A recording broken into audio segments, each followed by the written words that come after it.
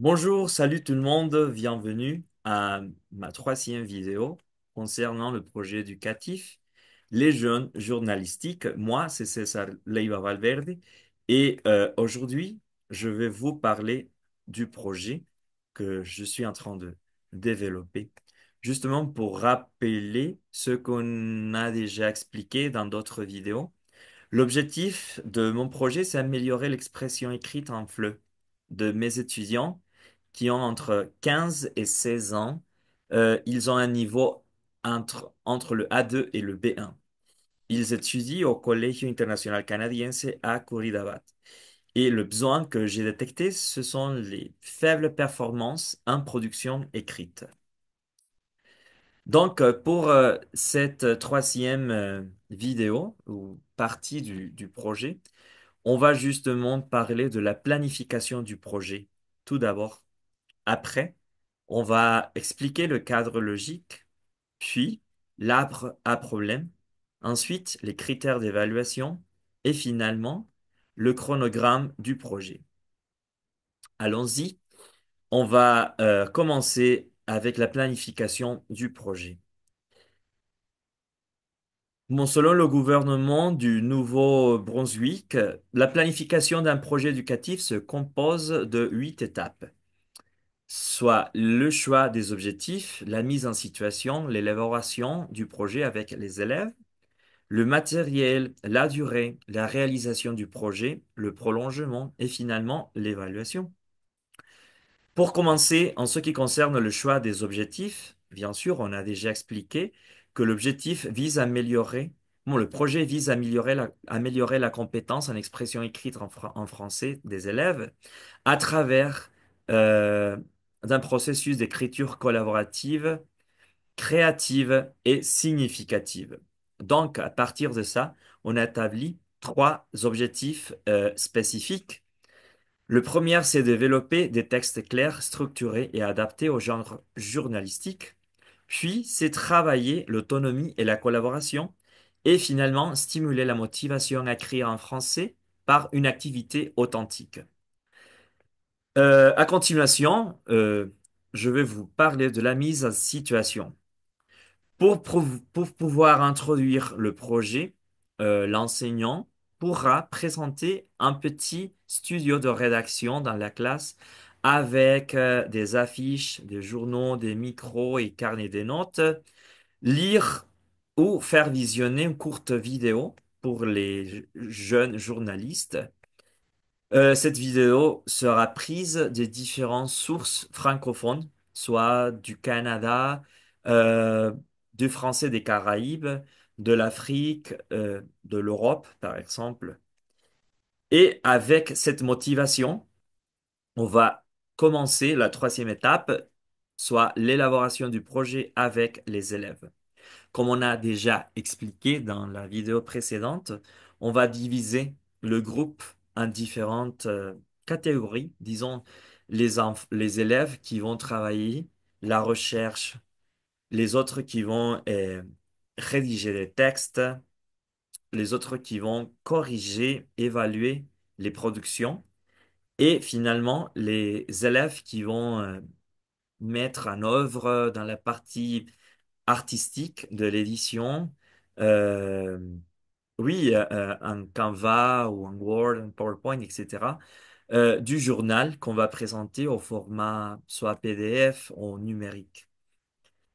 En ce qui concerne le matériel, on va travailler avec des textes authentiques, extraits de journaux, des sites francophones, des magazines, etc.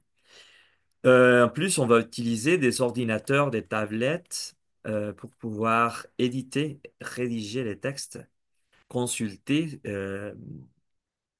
les dictionnaires en ligne ou l'usage des intelligences artificielles pour faire la révision des textes. Et en plus, on va utiliser des grilles de relecture et d'évaluation et d'auto-évaluation pendant le processus de production écrite. Et bon, en général. Après, ce qui concerne la durée, le projet est prévu par 10 semaines, une séance de 1 heure par semaine, qui va commencer le 4 août et va finir le 6 octobre. Euh, Après la réalisation du projet, bon, on va tout d'abord présenter le projet. Après, on va faire une analyse des modèles journalistiques.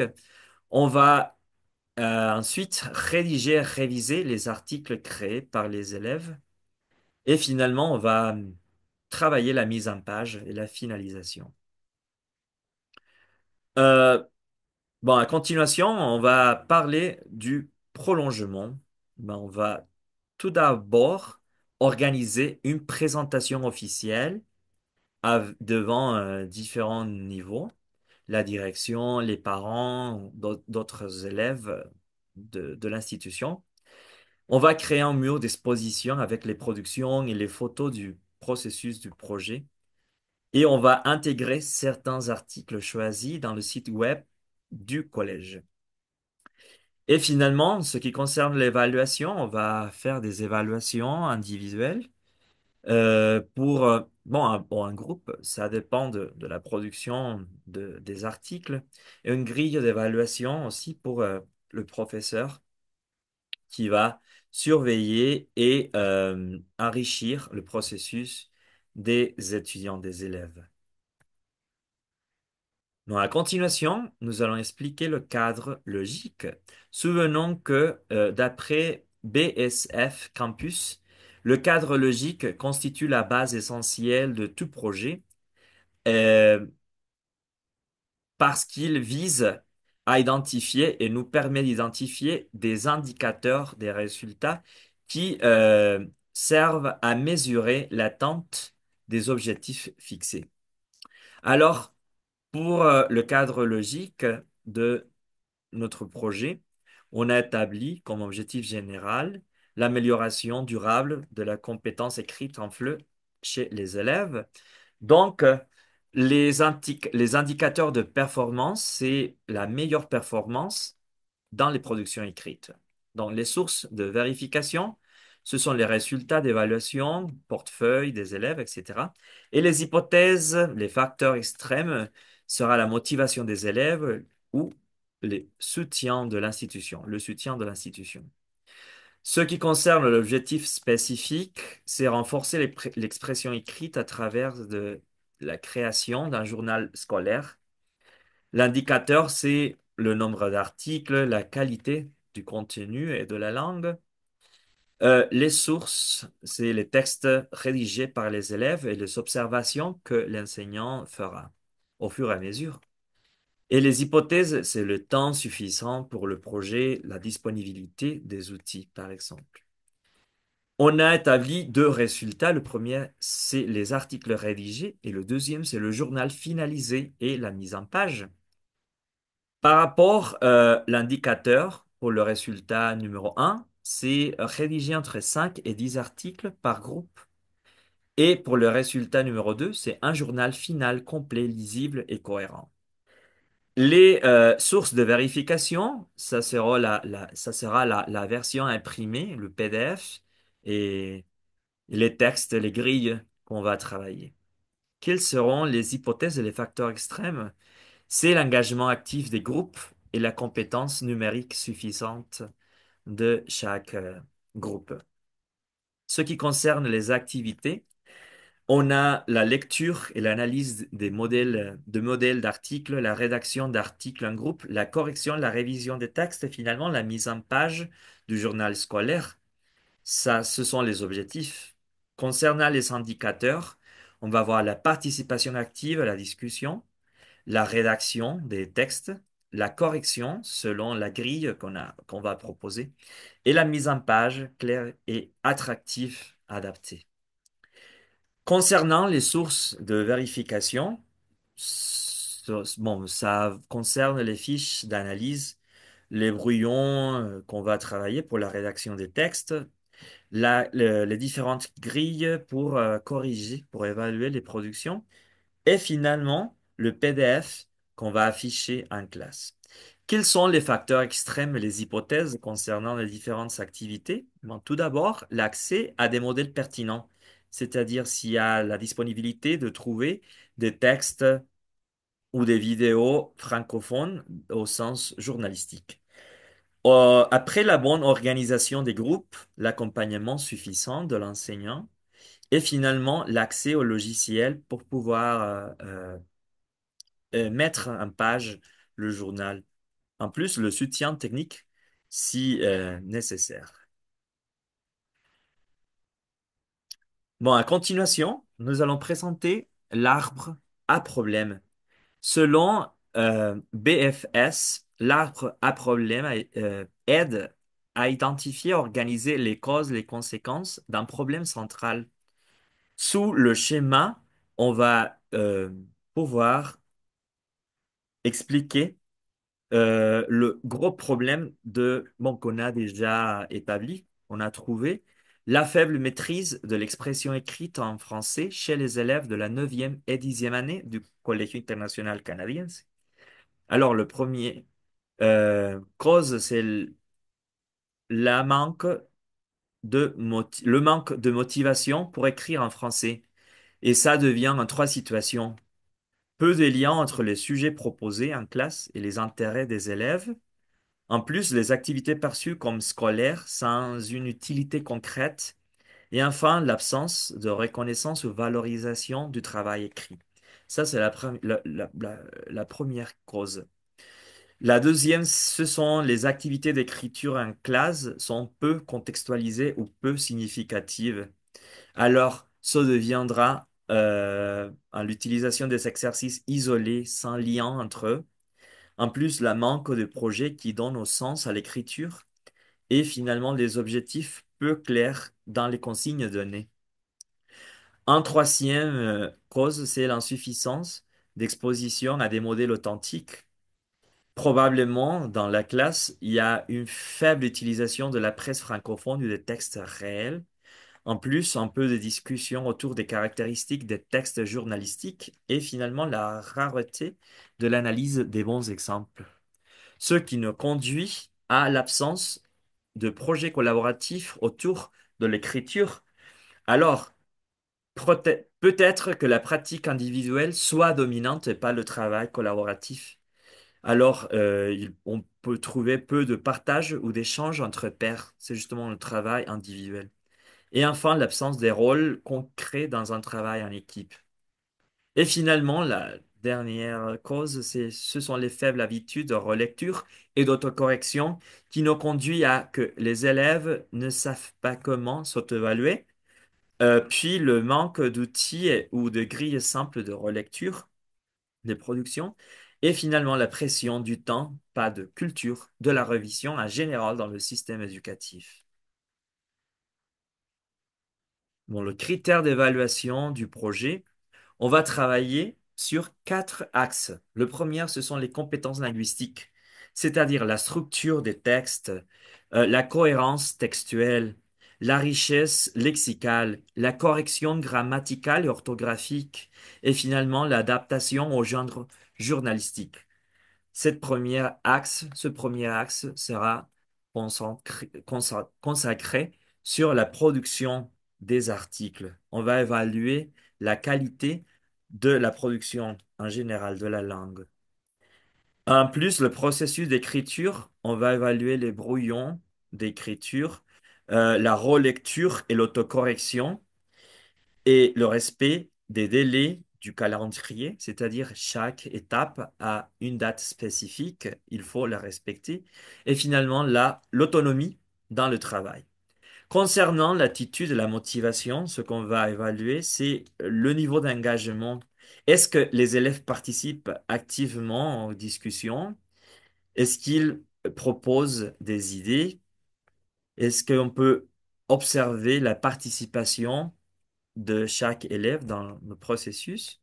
Concernant la persévérance, on va mesurer, est-ce qu'on peut mesurer la capacité à surmonter les difficultés, à recommencer, à rechercher des solutions, à progresser malgré les erreurs et les corrections? En plus, l'évolution de la confiance en soi, est-ce que les élèves sont capables de rédiger en français, de se sentir légitimés pour écrire et publier en français? Bon, ça. Ça, c'est une bonne idée pour évaluer concernant la motivation. Et enfin, l'ouverture au feedback. Est-ce que les élèves sont capables d'accepter une critique constructive, soit du professeur ou des autres collègues? Bon, enfin, le produit final, ce qu'on va évaluer, c'est le journal scolaire, la qualité des articles, s'il y a clarté, pertinence des sujets, le respect du genre journalistique, l'organisation, le soin dans la langue, etc. La mise en page, la présentation, on va évaluer la partie esthétique, la cohérence graphique, l'équilibre entre les textes, les images, le choix des polices, la structuration du journal, etc. La diversité de contenus, bon, c'est riche, c'est varié, les contenus présentés, ce sont riches et variés. Il y a une réflexion concernant les intérêts des étudiants, des élèves. Est-ce qu'il y a des différentes thématiques par rapport à la culture francophone, l'environnement, l'école, la société, les arts, la nourriture, la santé, etc. Et finalement, la réception par la communauté. Est-ce qu'il y a des retours d'autres élèves et des enseignants, de la direction, des parents qui vont voir la présentation finale? Bon, ce sont en général, grosso modo, les critères d'évaluation du projet. À continuation, on va expliquer le chronogramme du projet. Comme je vous expliquais, euh, oui, le chronogramme d'activité se fixe en 10 semaines. Comme on va commencer le 4 août et on va finir le 13 octobre. Une séance par semaine. Et dans le diagramme de Gantt que vous êtes en train de regarder ici, on voit les différentes activités, la présentation du projet, l'analyse des modèles d'articles, le choix des thématiques et les rôles des élèves, la recherche d'informations, la, la rédaction, la relecture et révision, et après la finalisation des textes.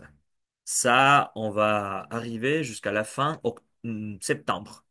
Et après, pour le mois d'octobre, on va travailler la mise en page du journal, la relecture finale, un feedback en général, et le 13 octobre, la présentation et l'auto-évaluation du projet. Bon, en guise de conclusion, nous pourrions dire que c'est un projet super motivant et bien structuré qui va permettre le développement linguistique et personnel des élèves, pas seulement pour réviser en français, sinon justement pour ouvrir l'esprit au monde francophone, euh, bon, c'est-à-dire faire face aux différents défis et améliorer finalement la faiblesse qu'on a déjà trouvée, c'est-à-dire la structuration des textes, l'écriture, l'expression écrite.